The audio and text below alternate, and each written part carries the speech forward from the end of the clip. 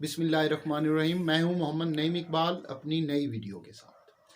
31 अगस्त 1965 को सवात में सदर अयूब खान ने ऑपरेशन ग्रैंड स्लाम की मंजूरी दी।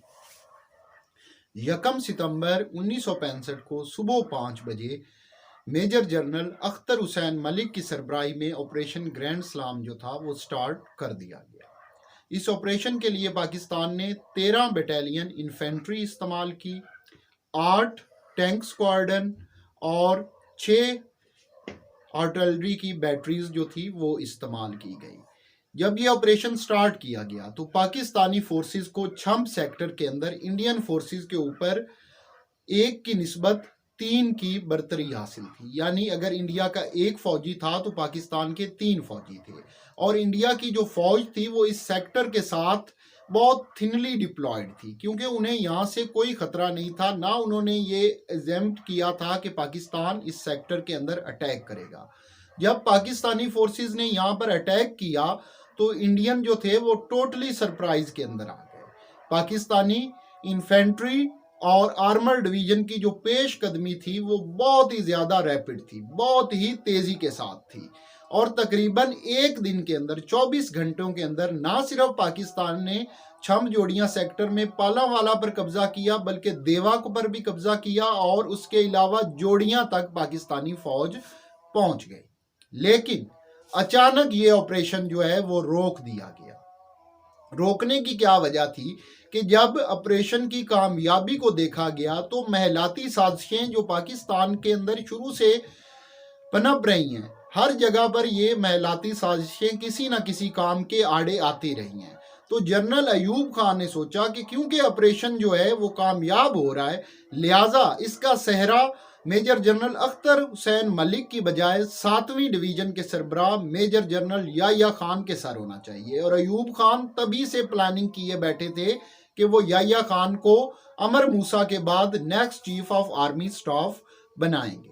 याह्या खान ने जब 2 सितंबर को इस ऑपरेशन की कमान संभाली तो याह्या खान ने क्या किया कि उसने 24 घंटे के लिए इस ऑपरेशन को हाल्ट कर दिया, इस ऑपरेशन को स्टडी करने के लिए, क्योंकि इस ऑपरेशन की जितनी भी प्लानिंग थी अख्तर हुसैन मलिक ने की थी।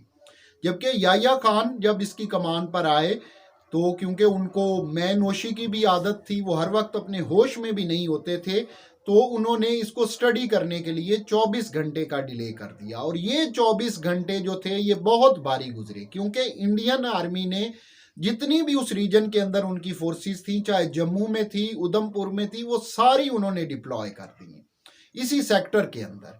और वो इतनी फोर्स थी, अगरचे वो अब भी पाकिस्तानी फोर्स का मुकाबला नहीं कर सकते थे, लेकिन वो टाइम गेन करने के लिए फोर्सेस काफ़ी ज़्यादा थी। और यही वजह थी कि 2 सितंबर जब ये ऑपरेशन रोका गया तब तक पाकिस्तानी फौज अखनौर के स्ट्राइकिंग डिस्टेंस तक पहुंच चुकी थी, और जो जम्मू राजौड़ी शाहराह थी वो वहां से नजर आ रही थी जोड़ियां सेक्टर से जब ये ऑपरेशन रोका गया था। लेकिन क्योंकि इंडिया ने रीइंफोर्समेंट वहां पर पहुंचा दी और जब 3 सितंबर को दोबारा ये ऑपरेशन शुरू किया गया तो पाकिस्तानी फौज की जो प्रोग्रेस थी वो स्लो हो गई। लेकिन उसके बावजूद इंडियन फोर्सेस के ऊपर इस सेक्टर के अंदर दबाव था और किसी भी वक्त अखनौर ब्रिज के ऊपर पाकिस्तान का कब्जा हो सकता था।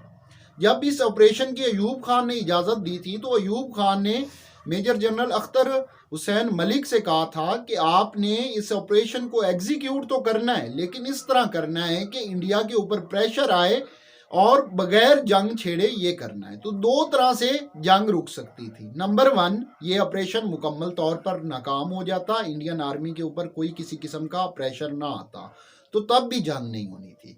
दूसरी ये थी कि ये ऑपरेशन जो इसकी टाइम लिमिट थी 48 घंटे की, उसके अंदर मुकम्मल होता, पाकिस्तान अखनौर के ऊपर कब्जा कर लेता।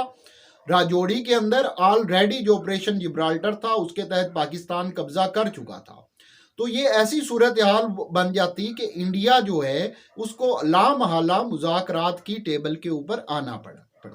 लेकिन जो याह्या खान ने इस ऑपरेशन के अंदर डिले किया, ना सिर्फ उसने इस ऑपरेशन की स्पीड को कम किया बल्कि इंडिया को मौका मिल गया कि वो छम्ब जोड़ियां सेक्टर से दबाव हटाने के लिए किसी और सेक्टर के अंदर पाकिस्तान को उलझा ले।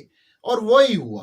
5 और 6 सितंबर 1965 की दरमियानी शब को इंडियन फौज इंटरनेशनल बॉर्डर क्रॉस करते हुए लाहौर के ऊपर उन्होंने अटैक कर दिया और इस तरह 1965 की जंग छिड़ गई। सलाम।